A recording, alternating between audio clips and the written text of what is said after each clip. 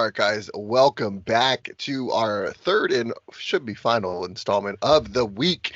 We have UFC 252, Miocic versus Cormier 3, the trilogy. We've talked so much about fights over the past couple of weeks, but we really haven't been had time to dig deep into all the great trilogies that we have had in the UFC. You know, there's Hughes versus BJ, there's Hughes versus GSP, there's GSV versus, multiple people. But when you have a great rivalry and a trilogy at the same time, Yeah. that is one it's a very special thing that's come about. Chuck and Randy didn't hate each other. There wasn't a huge rivalry there, but there was definitely a trilogy. But there was mutual respect. I don't think Miocic and Cormier like each other at this point anymore. I think they're getting really sick and tired of each other, and I think the third fight might be the best of them all. When we look back on this rivalry, it's going to be in the same breath as Chuck and Tito. Stuff like that, where you have two guys who just hate each other. Dominic Cruz versus Uriah Faber. I really feel like DC and Cormier, when we look back on it, is going to be one of the best rivalries / trilogies that we've had the pleasure of watching. Some of these trilogies aren't always for the belt. Unfortunately, when Tito and Chuck first fought, there was no title on the line because Randy Couture was the champion at the time. When Uriah Faber and Dominic Cruz fought the very first time was in WFC, not the UFC. Stipe Miocic and Daniel Cormier for the past 2 years have now showcased some of the best fighting we have seen in the heavyweight division in a very long time in just 2 fights. What does this fight mean to the importance of the UFC? What does this fight mean to the importance of both gentlemen's careers? Waleed, I was at the first one. Yeah. You and I have been following this sport ever since. We've been covering it together ever since, pretty much. What do you think is going to happen on Saturday night? Listen, on Saturday night, either it goes for Stipe or DC. We will maybe see DC ending his career, who is maybe one of the greatest fighters who ever stepped foot in that cage. And he is potentially one of the greatest heavyweight fighters of all time if he didn't move to light heavyweight for his friend Cain Velasquez. And we have, in the other hand, we have Stipe Miocic, who everyone is saying that he is the greatest heavyweight right now and maybe of all time. But the fact is, Stipe, people said maybe he's not the greatest heavyweight of all time because he fought against Fabricio Verdum, not on his prime, against Alistair Overeem, not on his prime. Well, he's fighting against a guy in the name of DC, who for me is better than any of them, of those fighters. He's better. Like, DC is on another fucking level. Only John Jones and Stipe can beat him. The way he defeated Frank Mir, he made it look so easy. Back when Frank Mir, nobody defeated him that way. Josh Barnett as well. Yeah, listen. Josh Barnett was really what opened my eyes to Daniel Cormier. He's flipping Josh Barnett on the air. Who the fuck does that? Did you see the size of Josh Barnett? The big boy. Oh, come on. Listen, at the end of the day, I feel like this is maybe the biggest heavyweight fight we ever had, and it's in a trilogy, so it's even better. We have all the drama, we have everything.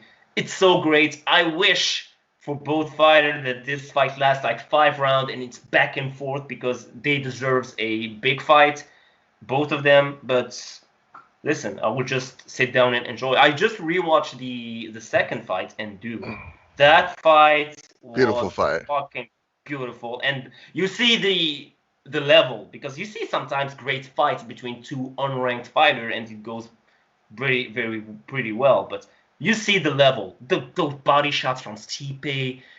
DC in the first round, he was so dominated. It was very dominating. Amazing fight.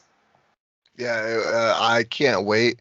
We'll talk about that fight again in a little bit. Let's dig deeper into this card. Let's start off the very first fight of the night.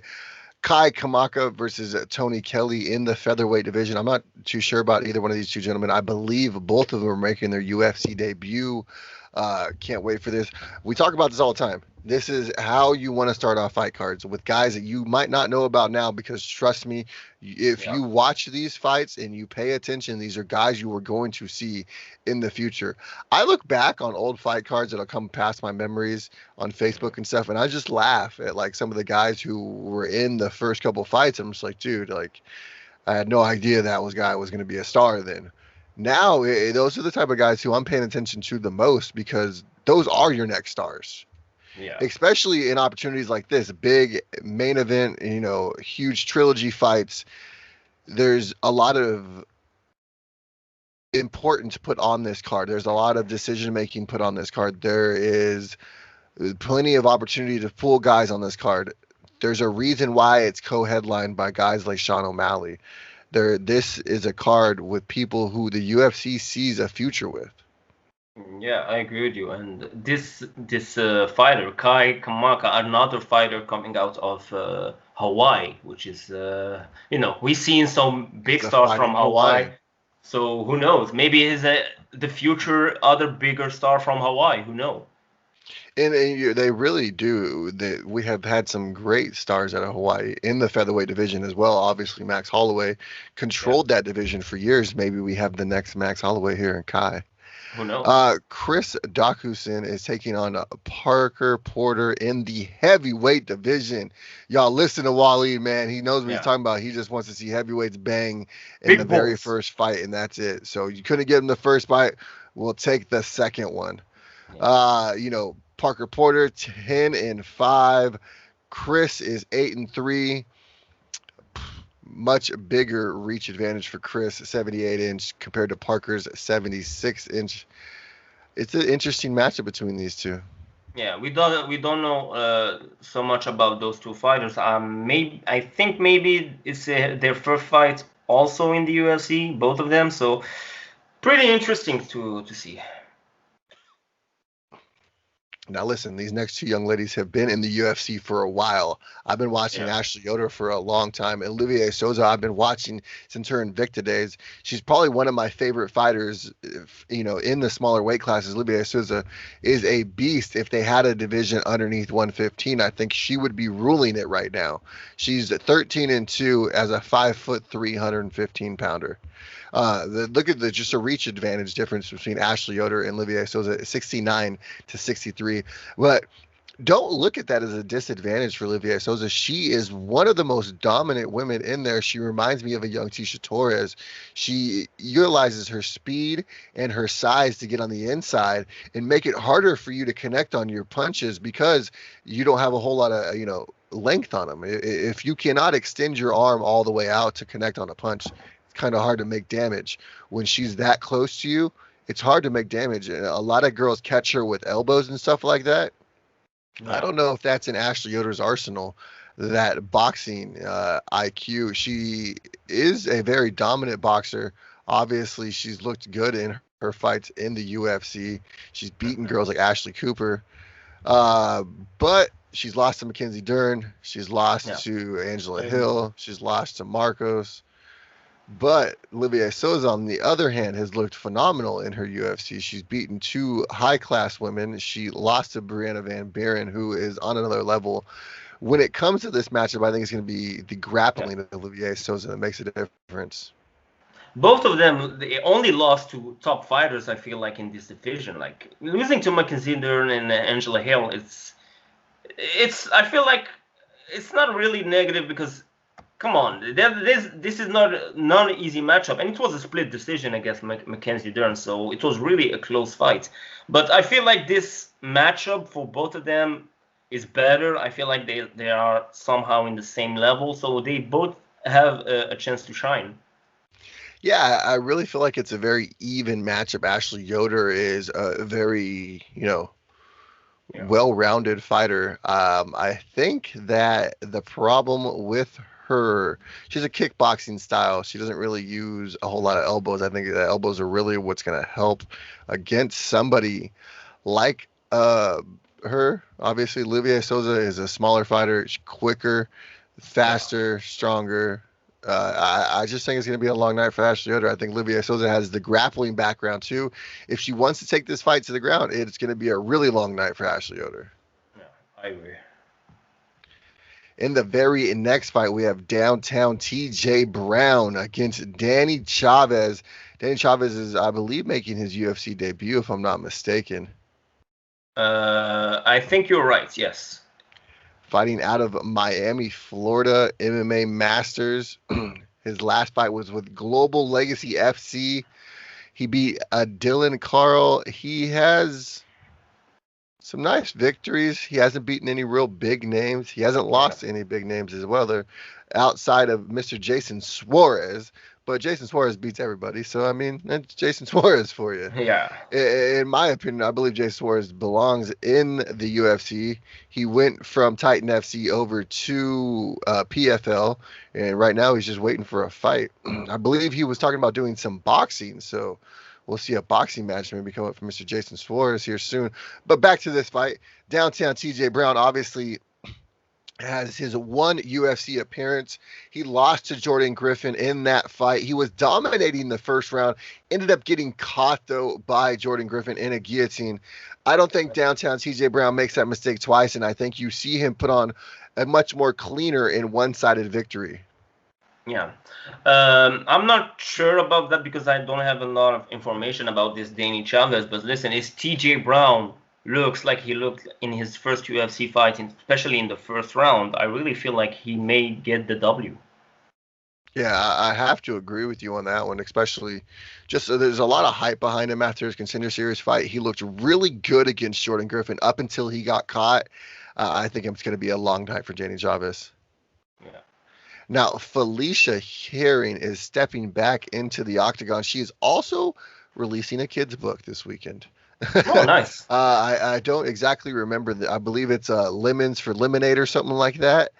It's on Amazon Bookstore, Barnes & Noble, and another book place. Sorry for messing that up. But it's definitely available. You should definitely go check it out if you guys are fans of Felicia Herring. And we'll just sit around and wait for that OnlyFans or something.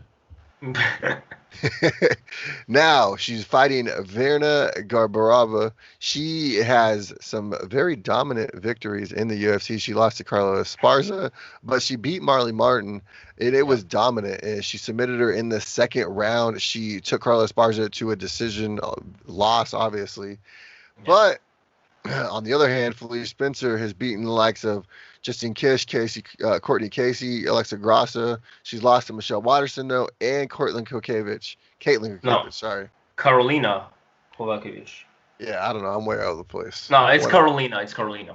I know. One of those girls. Yeah. Karolina, come on. Karolina is Listen, ever since she lost to Jan, I don't know who the hell she is, okay? It was a great performance, if you remember, Carolina. It was the fight where she actually took Felicia to the ground and she showed some good grappling that we never saw again. That's the problem. We've never seen it again. But let's go back to Felicia Herrick. She is in a fight losing streak.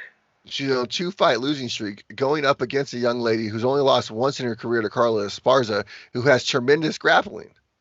We're talking about a Brazilian Jiu-Jitsu black belt. In Verna, do you really think, 4 takedowns within 15 minutes is what she averages. Her takedown accuracy is 46%. Now, Felicia Spencer's takedown defense is 79. Felicia Herring, one of those girls. Felicia Spencer. Oh, come on.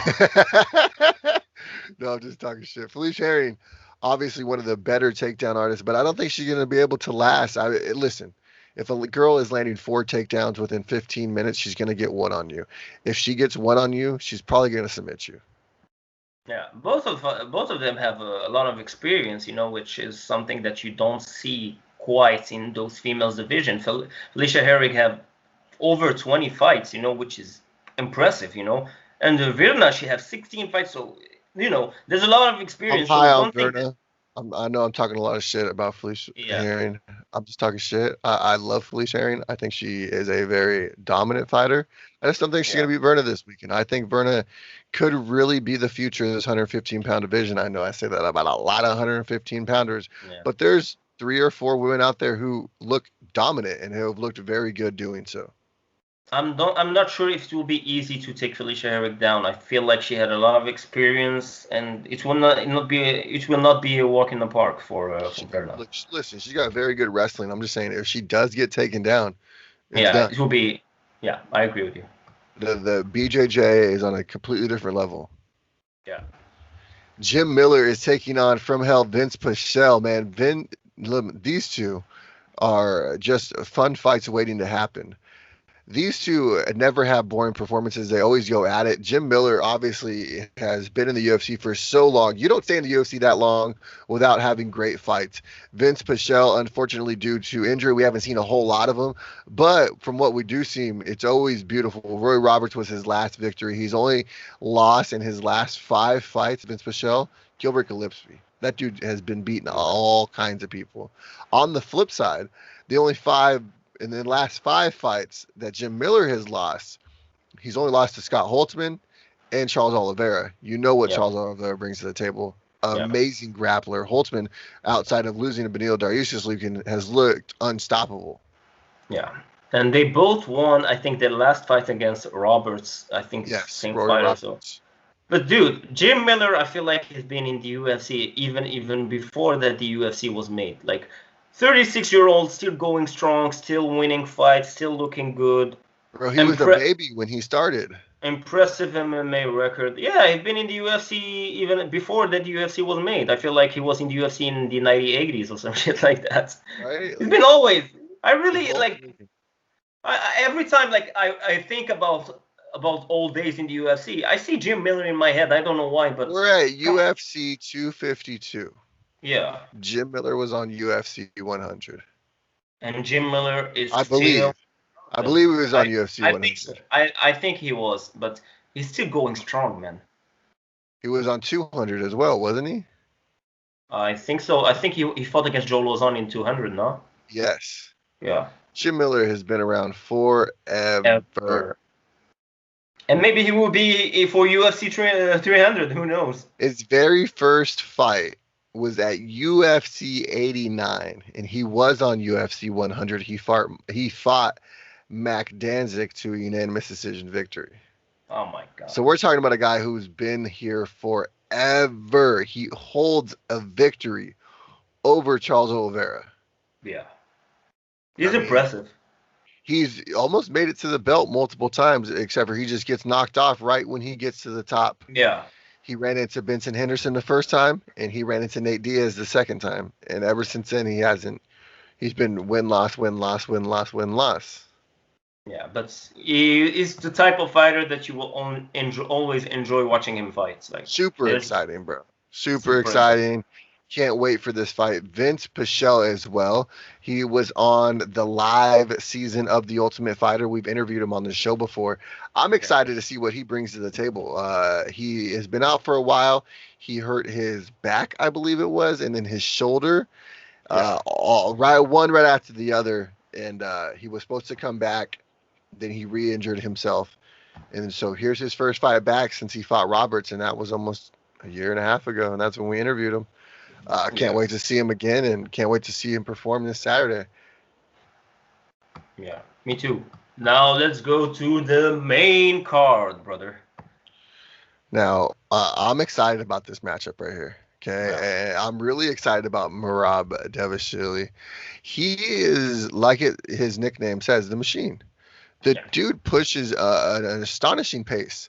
I don't know anybody who's got these type of so 8.67 takedowns is what he averages was inside 15 minutes. That's fucking insane. 8 takedowns within 15 minutes, only losing to Simone, beating guys like Casey Kinney.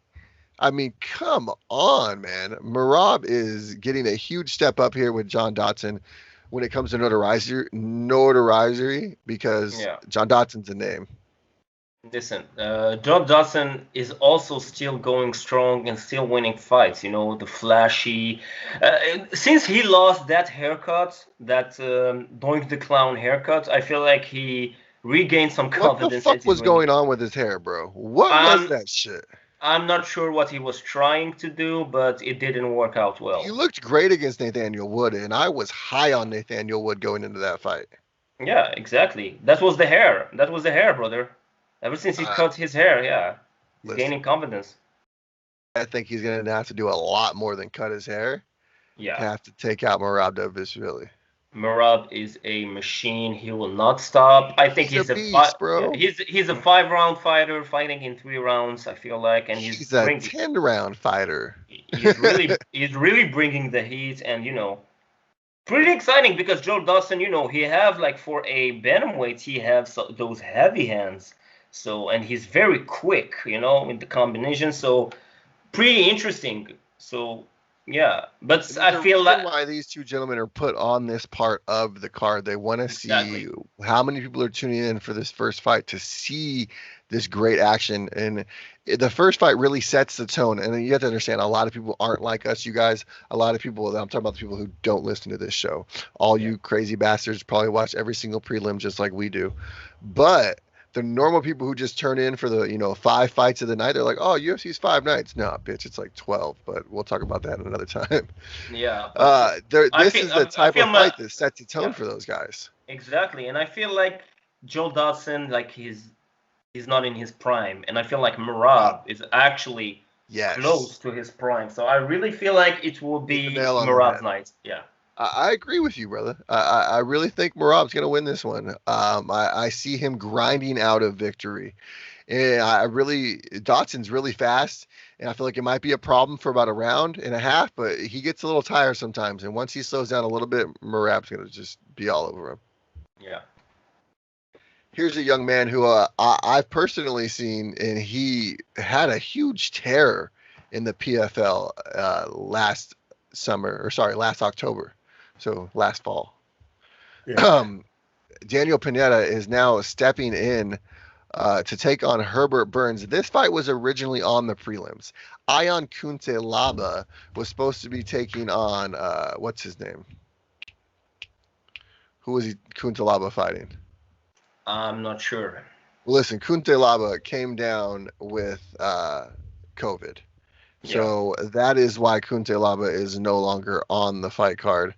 They completely took them off the fight card. John Dodson was always starting off the pay per view. They moved this Herbert Burns and Daniel Pineda fight into the spot where it was supposed to be. Yeah, I'm excited for this fight. Really, I think both these two gentlemen are fantastic 145-pound fighters. Herbert Burns is the younger brother of Gilbert. the yes Gilbert Burns, the UFC welterweight contender. Now, Gilbert has looked phenomenal. Herbert has looked phenomenal. I've had the chance to watch Herbert since he was in Titan FC. He has completely, surpassed every expectation I've had of him every single time he goes out there and fights. Another guy that's just searching for the takedown, 100% takedown accuracy, 100% takedown defense. He averages 6 submissions per 15 minutes. It just looked beautiful in his 2 UFC fights. Dunham, obviously, Evan Dunham was just cut from the UFC. Right now that I think about this, we're going to take a moment of silence, okay? Everybody, moment of silence for Betcha Correa. She's gone. Yeah. I said silent, damn it. Ah, come on. Come on. She should be gone in 2012, brother. I told you if she lost, she was going to be gone. But anyways, Do, back to this fight. yeah. Uh, Do you think that the Byrne brothers are the one who actually really took the ball and ran with it during this pandemic time when it comes to the UFC? Because his brother is the number one contender now, and he is in the main card of this huge pay-per-view. Yeah, Daniel Pineda, obviously his first fight back in the UFC. I think a lot of this, the moving up, has to do with Herbert. You know, it has to do with his performances he put on in the UFC so far and what they know he's capable of doing. Obviously, Daniel Pineda is a great dancing mate for him, a great striking matchup, I feel like. So we're going to see if Herbert can last with some of those big strikers, you know, like his brother had to go through. Obviously, we know the jiu-jitsu's there. It's looked phenomenal in these two fights. If the fight goes to the ground, it's over. Herbert Burns is going to submit Daniel Pineda, you know, rather effortlessly. But if Pineda can keep it standing, it'll be an interesting night. Yeah, I agree with you. For me personally, I'm going with Herbert Burns on this one. What about you? I agree with you. I'll go with Herbert. I feel like he is really on a sort of hype train, and I think that he will go and keep on moving forward to the top. Yeah. Another interesting matchup right here. Junior Dos Santos, the former heavyweight champion of the world, Ngannou, is taking on one of the men who has really ascended himself as a future heavyweight to come. Jorginho Rozenstruik, Biggie Boy, has really shown outside of his one fight with Francis that he can knock out anybody. He's tended Francis Ngannou. Just like Curtis Blaze is a lot and Francis Ngannou twice. Yeah, exactly. Do you think that because of his loss against Francis, because he just ran over him in the beginning of the first round, do you think that he will look different in this fight, or do you think that he would come back stronger and kill people? Unlike Francis, where when he lost to Stipe, he kind of lost that killer instinct for a second there. I don't think it's going to happen for Jorginho. I really think Jorginho is going to be in a situation where he's going to be more of a killer, like you were saying, and he's going to be more assertive, and he's going to assert himself even more, you know, quickly into the fight, like Francis does now. I mean, when was the last time you seen Francis got to wait for anything? Ever since that Black Beast fight, he's not been waiting for anything. He's just killing people left and right. Killing. I'm making it look easy, and I really think Jorginho is going to do the same thing. I think this is going to be a quick night. I do not think we're going to listen. The three judges can take the night off on this one. Okay, they can sit back, relax. Yeah. We're not going to need you boys in this one. This is going to be a standing war. If Junior Dos Santos can outsmart Jorginho, that's where he's going to come into handy. But we've seen it. If Jorginho can land a nice combination, he'll split your lip and put you out. Even in the reach advantage, Jorginho has a small reach advantage. So, listen, personally, I feel like maybe for once in this heavyweight division, the technique will be better than the power, even though it's a risky gamble, I would say, but I would go with JDS for this one. I feel like Jorginho, yeah, he will not look good in this fight. That's what I think. Average fight time for the 11 fights that Jorginho Rozenstruik has been involved in, 6 minutes and 22 seconds. Yeah. I mean, the guy goes in there and finishes fights. His longest fight, he still finished it. He took it all the way to the third round with Mr. Alistair over him, and he ended up knocking him out. So you go with JDS. How does JDS win the fight? I feel like JDS may win this fight by decision. Just staying on the outside, working on the leg, the jab, just being precise. Because JDS can do that. He can do it. If he does work the outside, I think it's a smarter decision for him. I don't think he should stand and bang with Jorginho Rozenstruik. I think if wanting to be, Junior Dos Santos can be a calculated boxer instead of a pressure boxer. If he's a pressure fighter, Jorginho's going to knock him out. Yeah, I agree with you. If it goes to throwing at each other, we all know the power of Jorginho, but JDS, man, he's so technical, he may get the win. We shall see on Saturday night in the co-main event of the evening. This is where the Sugar Show starts, y'all. Sean O'Malley, 12-0, is taking on Marlo Chito Vera, 15-6-1, in what is arguably Sugar Sean O'Malley's biggest opponent to date. Yeah. And listen, Sean O'Malley has looked phenomenal recently, especially coming off of his 2-year layoff. He looked very beautiful against Quinones. He has crisp striking. He moves in and out very well. He's able to place his strikes, get out of the way, place another one, go back in. He's very good at I wouldn't call it point fighting, but just moving in and out and finding his angles. He made Weidman look elementary. He Yeah. put him out like it was, the new thing to do. It, literally, like he just flipped a switch, boop, and Weidman just fell over, boop. It was Exactly. ridiculous. It was the scariest one-punch knockout I've ever seen from a 135-pound man in my entire life. I agree with you. But this, like you said, this will be the toughest fight for Sean O'Malley so far. And he's taking this very personal. I think he painted his hair with the colors of Marlon Vera flag or something. I think he's Yes. trying to do stuff like that. And Marlon Vera, Cheeto, listen, I feel like he is a bad motherfucker, and I feel like he's taking it personally, and I feel like it will not be a technical fight. So in one hand, it will be obvious to go with Sean O'Malley, but for this fight, I feel like it will be a dog fight, and Marlon may get the W in this one. Yeah, it was Ecuadorian colors. He Yeah. put the colors of the Ecuadorian flag in his hair this time instead of rainbow. Sugar Sean O'Malley obviously is a character. He's obviously trying to get in the head of Marlon Berto. I don't think he's going to be able to get in the head of Vera like that, though. Chito is one of the most grounded fighters I've seen. I watch a lot of his head coach's stuff that he puts out, Jason Perillo, and Marlon is always in the gym. Marlon is constantly pushing. It could be a long night for Sean O'Malley. If Sean O'Malley is able to, get that big knockout, if he's able to have, that viral moment again, dude, the sky's the limits for this kid. We're talking about a co-main event matchup against a wily veteran in Marlon Chito Vera. If he's able to get a huge knockout over a guy like that, if he's able to do what Weidman did to him last time, or what he did to Weidman last time, look out, dude. Look out for that kid.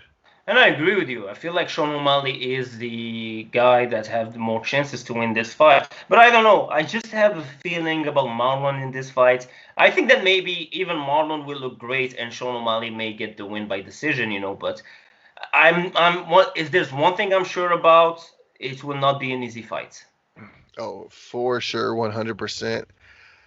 It's an interesting matchup. Obviously, we know about O'Malley's amazing takedown defense. But Chito Veras is just as good. I don't see these two going to the ground, though. I see these two battling it out, standing. O'Malley's got a 2-inch reach advantage. Does he utilize it? It'll be an interesting matchup. I'm going with O'Malley. I've enjoyed watching this kid since he's been in the UFC. I definitely think he's a future star of the UFC. It'll be interesting to see what he's able to do. Yeah. We shall see, like you say. We shall see. In your opinion, how does this fight end? I would say Chito will win by decision, I would say. Winning like 2 rounds out of the 3.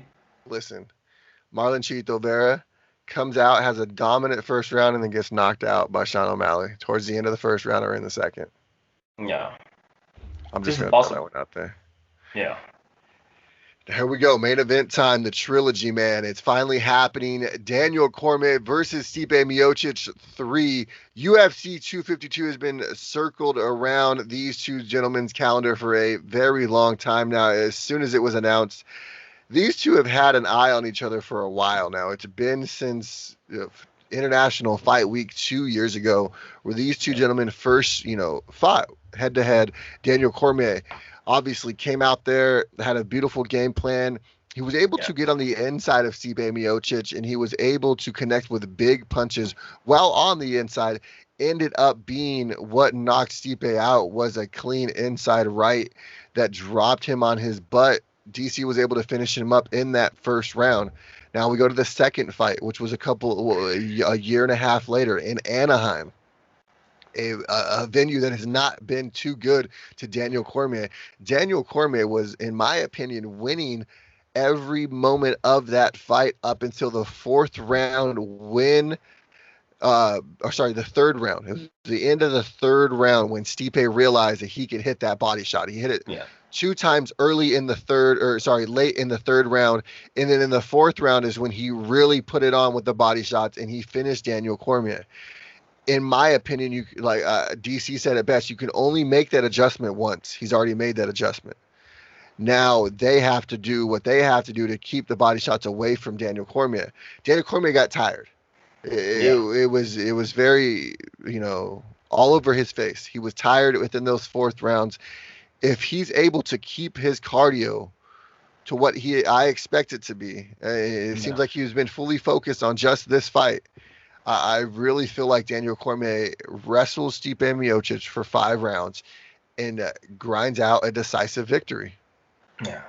DC been saying after that fight that it was his fault and that he didn't follow the actual game plan that he was supposed to follow. That's why he lost that fight. Listen, in my head, I feel like Stipe Miocic just changed the world. He adjusted like nobody ever did, maybe reaching for that body. Those body shots were killing. And that's it. Like, I don't feel like DC really made a mistake. I just think that Stipe just went crazy. Now, when you see that interview between Ben Askren and DC, Ben Askren been saying to DC, don't forget, you're a wrestler. So just so you know, you can always wrestle. And DC said, you don't have to remind me. I know that I can wrestle, and I know that I'm a better wrestler than Stipe. So this is what I think. I think that Cormier's game plan will be during maybe the 3 first rounds to take Stipe to the ground and make him tired. Easy to say, not easy to do, because Stipe's takedown defense is legit. Yes.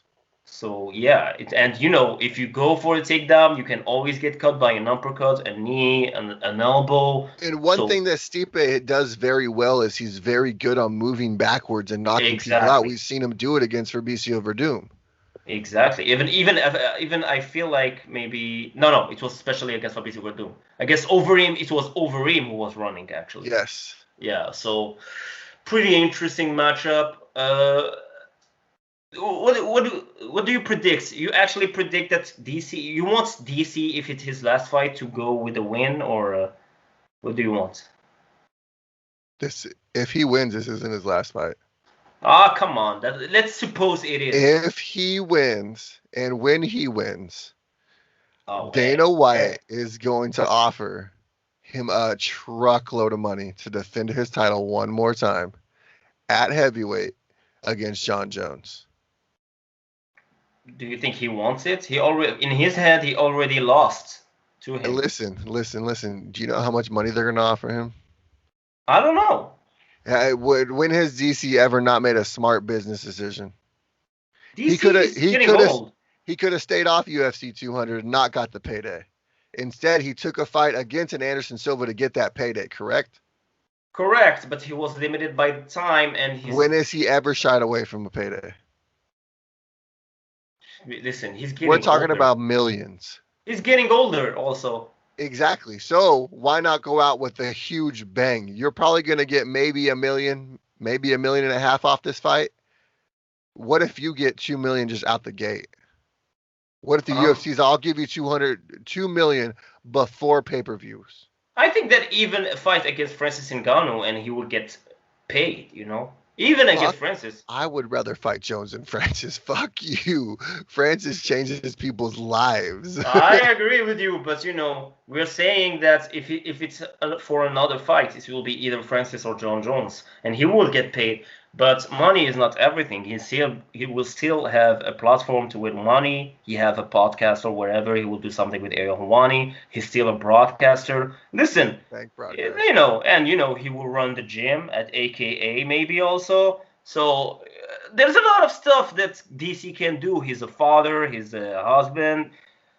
DC, like, for some fighters, the problem for those fighters who got retired and then came back, it's the schedule. They couldn't have a full schedule. DC's schedule is already full. He's already have a lot of pens on irons or whatever the saying is. He already have a lot of things to do. So maybe, I'm really sure that's what he said in many occasions to Ariel Helwani, because Ariel Helwani asked him many times if it's really his last match. And he told him, yes, it will be my last fight. I don't give a fuck who they give me. It will be my last fight. Then again, all fighters come back, and you may be right. Okay. So. Listen, I never would have thought we would have seen Chuck and Tito one more time. Oh, come on, yeah. Let's not talk about that fight because for me that was one of the ugliest fight I ever saw. Definitely. Who walks out of UFC 252 with the heavyweight title wrapped around their waist? I feel like people once again are all going with DC, even though he lost to Stipe, and people should be learning that you never bet against Stipe Miocic. And I will go with Stipe because you know what? He is the greatest heavyweight fighter of all time. I went with Stipe the first time. It bit me in the ass. I went with Stipe the second time. It looked good. I'm going with the wrestler. I'm going with Daniel Cormier this time. I really feel like it's the safest route to victory, and he knows it. And he's a smart enough fighter to just be like, I'm not going to get in a firefight. What's the point? I'm just going to go in there and do what I do best for 25 minutes. Yeah. There's no heavyweight in the world that could out wrestle him. And he's proven it on multiple occasions. He's going to go in there on Saturday night and prove it one more time. Become the 2-time heavyweight champion of the world. And he'll ride off into the sunset for a second. Also, smaller cage. They are fighting at the Apex, right? Yes. Smaller cage. DC been saying smaller cage would be better for him. For him. For any grappler, it would be better. So who knows? Yeah. So obviously, like that Merab fight, Johnson doesn't have a whole lot of cage to run around. Merab's got 20-something inches to just be able to sprawl on you. Yeah. So, yeah. All right, my brother. Anything else on UFC 252? I cannot wait for the weekend. I feel like, listen, those matchups are good. Let me get 3 fights to watch. Okay, you know what? The first fight I will go for is actually Ashley Yoder against Livia Renata Souza because I feel like it's an even matchup, which we don't have really in this card. So I feel like it will go to decision, but it will be really, it will go both sides and it will be a non-stop action. That's what I feel like. I will go also with the JDS against Jairzinho because I feel like JDS will shock the world and shut everybody up. And for my third fight, you know what? I will go with Jim Miller because he deserves to go. You deserve to go with Jim Miller. I was actually going to say that Jim Miller-Vince Pichel fight. I think it's an amazing matchup as well. 3 that I'm definitely looking forward to: Herbert Burns versus Daniel Pineda. No matter where that was on the card, I was looking forward to that fight.